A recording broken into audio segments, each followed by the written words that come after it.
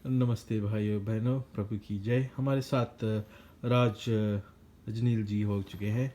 मेरा पास एक सवाल था जी आपसे रजनील।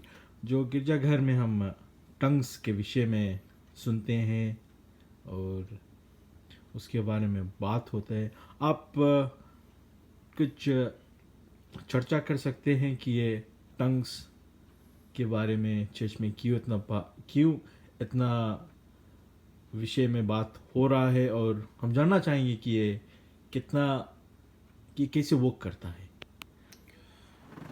सभी भाइयों बहनों को जय मसीह की। अ, मैं भाई राजू रहीमा बाइबल चर्च से। और ये जो सवाल भाई नवनीत ने किया है, ये बहुत ही ज़बरदस्त सवाल है, बहुत ही अच्छा प्रश्न है कि ये टंग्स क्या होता है। पहली बात। दूसरी बात, कितने तरह के टंग्स होते हैं बाइबल में। कई तरह के टंग्स के विषय में बात होता है। और तीसरी बात, ये टंग्स में हम ये ऑपरेट कैसे करता है, ये काम कैसे करता है।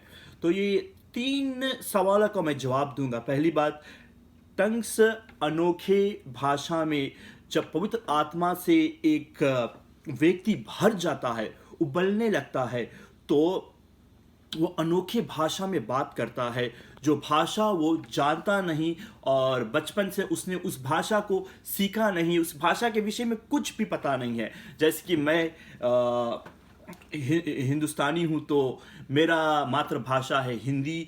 और अगर मैंने सिर्फ हिंदी ही सीखा है बचपन से, तो अगर मैं प्रार्थना करता हूँ और अगर मैं अचानक से रशियन में बात करने लगूँ या फ्रेंच में, तो ये मेरा मातृभाषा नहीं, ये भाषा मैंने सीखा ही नहीं है।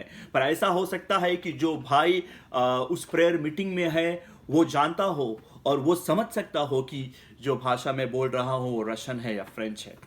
तो टंग्स अनोखी भाषा में जब हम प्रार्थना करते हैं या बात करने लगते हैं, उसको कहा जाता है।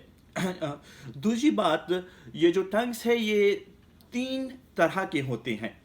पहला जो है हम उसको कहते हैं पवित्र आत्मा का बपतिस्मा लेना। ये क्या है?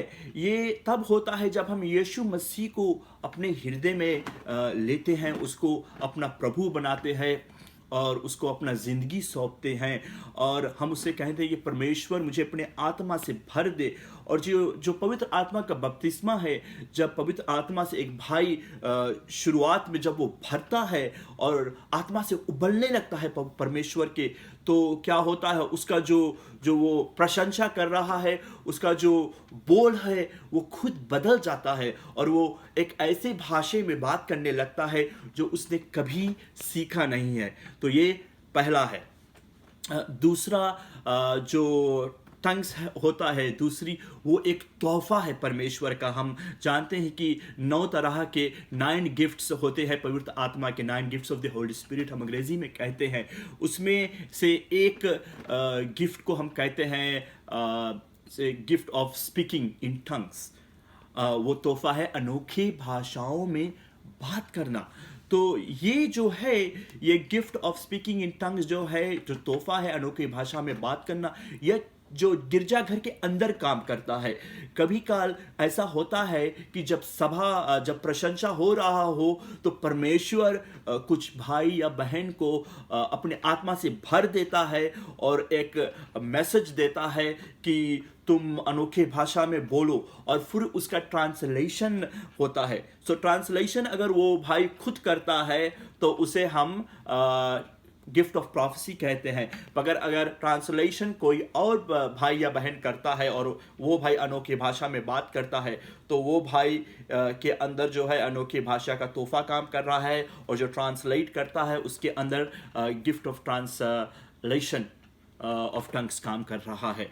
ये तीसरी तरह की जो टंग्स है, जो अनोखे भाषा में बात करना है, वो है हमारा प्रार्थना का जीवन।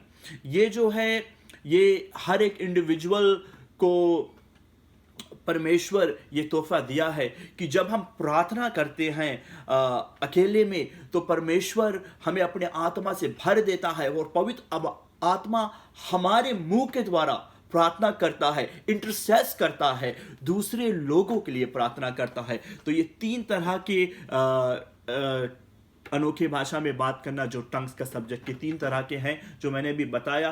और ये कैसे काम करता है? ये काम करता है जब हम परमेश्वर के प्रेजेंस में समय बिताते हैं, जब हम उसकी आराधना करते हैं, स्तुति करते हैं, तो परमेश्वर हमें एनेबल करता है, हमें ये गिफ्ट देता है कि हम अनोखी भाषा में प्रार्थना कर सकें, अनोखी भाषा में चर्च के अंदर हम मैसेज दे सकें। और बपतिस्मा भी इसी तरह काम करता है जब हम आत्मा से भर जाते हैं। मैं आशा करता हूं कि आप सभी को ये जो टंग्स का सब्जेक्ट है जो मैंने बताया है, आप सभी को सीख मिला होगा। जय मसीह की।